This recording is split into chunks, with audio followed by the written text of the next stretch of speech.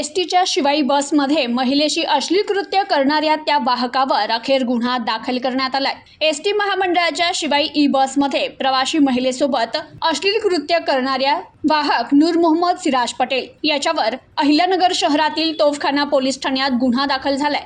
दरम्यान हा गुन्हा दाखल करण्याच्या मागणीसाठी सकल हिंदू समाजाच्या वतीनं आमदार संग्राम जगताप यांच्या नेतृत्वाखाली नगरमधून रॅली काढत 11 मे रोजी कायनेटिक चौकात रास्ता रोको आंदोलनही करण्यात आलं होतं।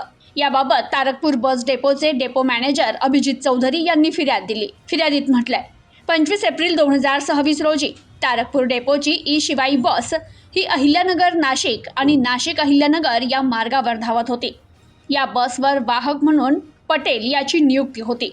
प्रवासादरम्यान एका महिला प्रवाशाला उलटीचा त्रास होत असल्यानं वाहकाने चालकाकडून प्लास्टिक पिशवी घेत संबंधित महिलेला दिली। त्यानंतर महिला बसमधील मागील सीटवर जाऊन बसली। काही वेळाने वाहक पटेल देखील तिच्या शेजारी जाऊन बसल्याचं आणि त्या महिला प्रवासीसोबत संशयास्पद तसेच अश्लील हालचाल करत असल्याचं निदर्शनास आल्याबाबत फिर्यादीत नमूद केलंय।